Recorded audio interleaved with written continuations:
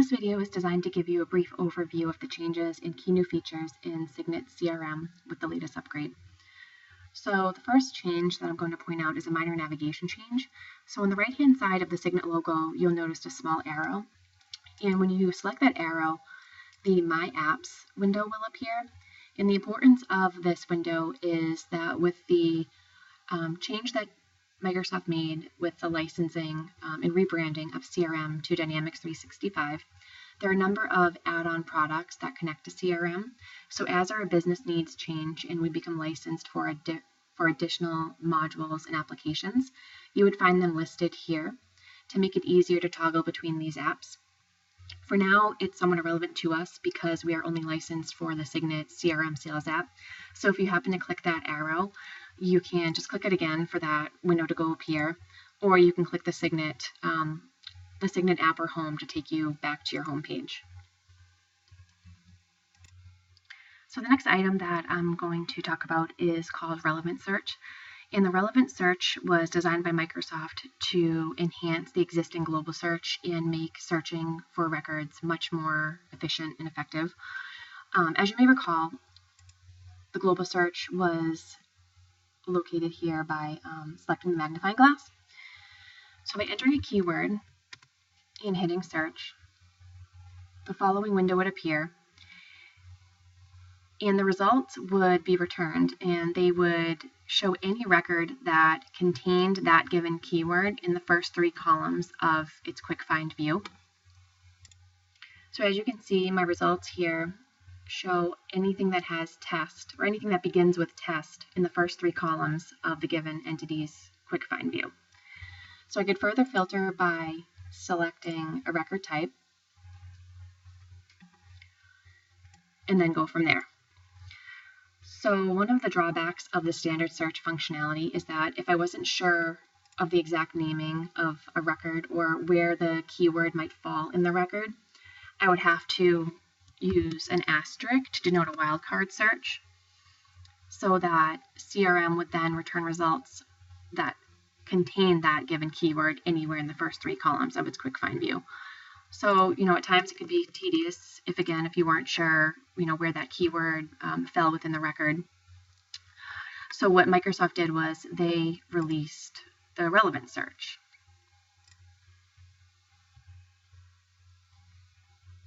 And the nice thing about the relevant search is that when entering a keyword, you don't ever have to use a wildcard because the results will be returned to show anything that contains that word, and it also will contain the inflectional forms of that word.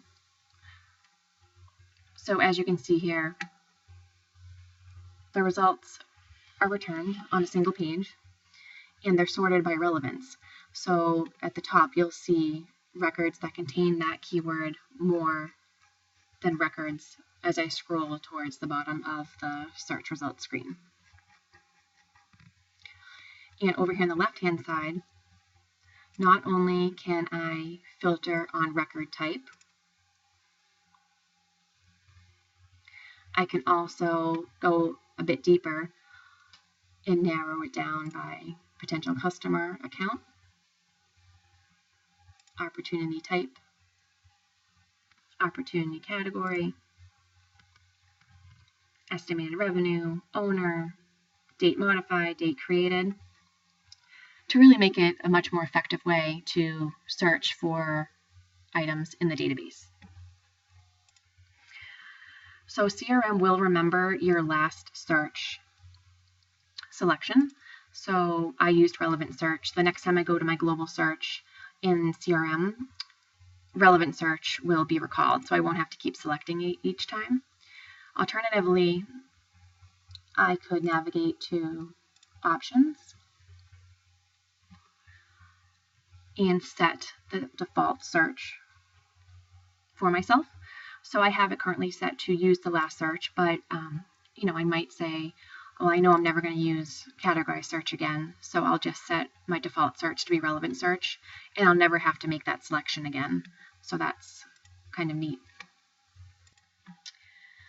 The next new feature that I want to highlight is the editable grids feature that Microsoft has now built directly into the product.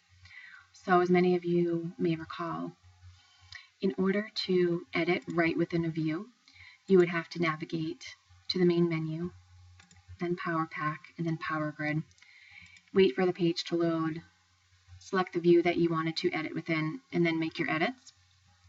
Microsoft has built that directly into the product. So as you can see here, I've navigated to my Open Opportunities view, and right within the view, I can make edits.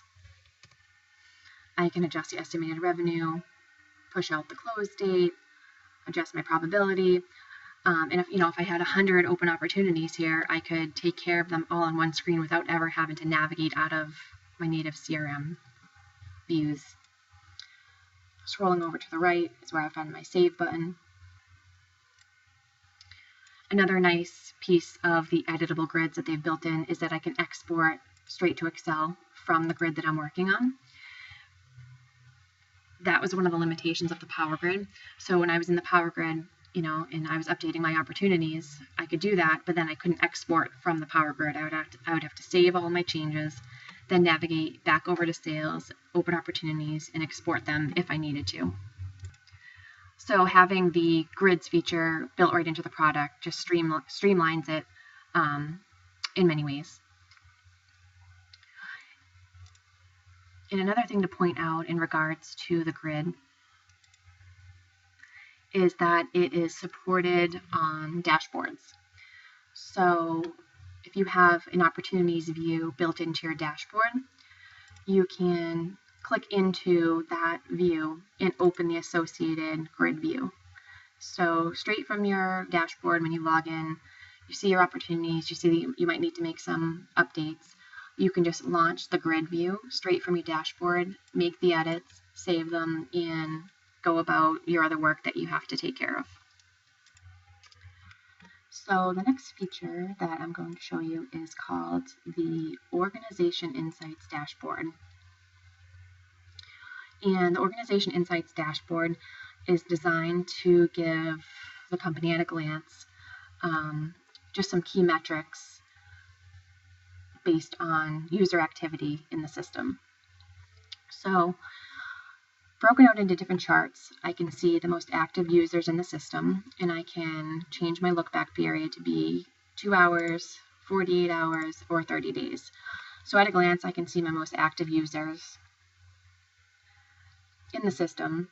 The most active user reads, meaning calling up records.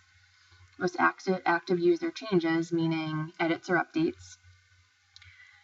And then users performing specific operations. And then total actions or operations in the system. And then total page requests broken out by the type of requests, so reports, forms, or dashboards. And finally, I'm going to show you how to set up folder level tracking from Outlook to CRM.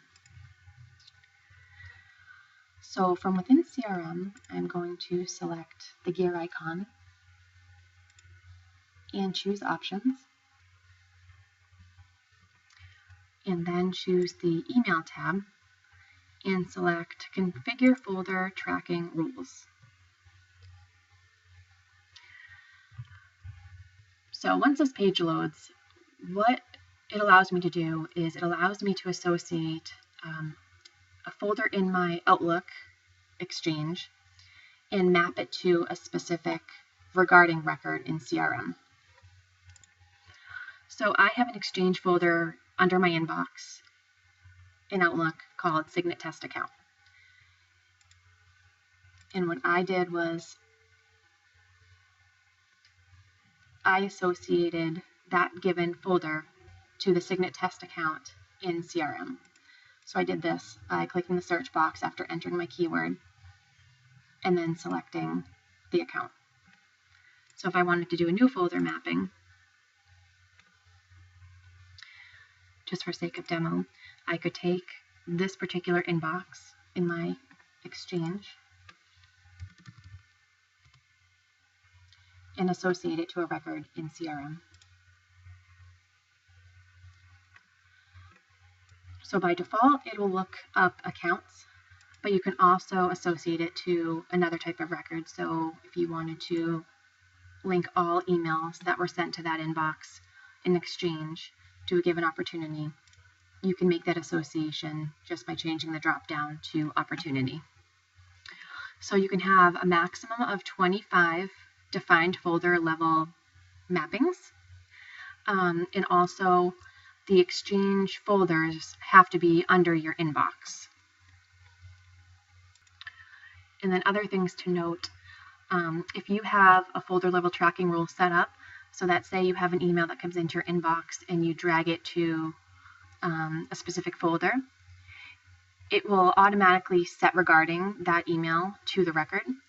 But if you happen to manually change the set regarding, your folder level tracking rules will overrule that. So just to show you how this would work, so here is an email that came into my inbox, and over here I have my subfolder that I've already created called Signet Test Account. So when I drag this email to my Signet Test account, once the synchronization occurs between CRM and Dynamics 365, typically takes about 10 minutes or so, this record will automatically be set regarding the account Signet Test account that I've defined in my folder tracking rules. So just to show you one that I have done previously,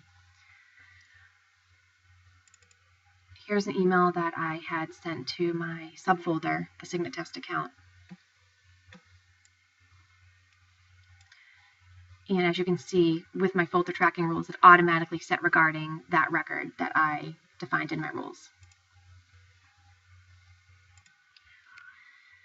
And what's nice about this is not only does it reduce the need to manually choose a set regarding record, it also can work on your mobile device.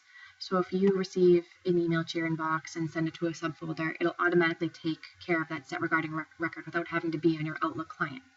Another thing that people also do is set up rules. So if you have a specific primary contact at an account, you can set up a rule in your Outlook to say, anytime I have an email from so-and-so person, to have it automatically send it to that test account.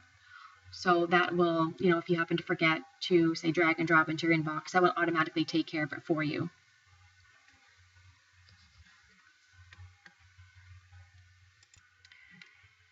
And the folder level tracking feature has to be turned on at a per user level. So if you decide that you want to use the folder level tracking feature, you can let me know or send in a ticket to signetsupport@signetgroup.net.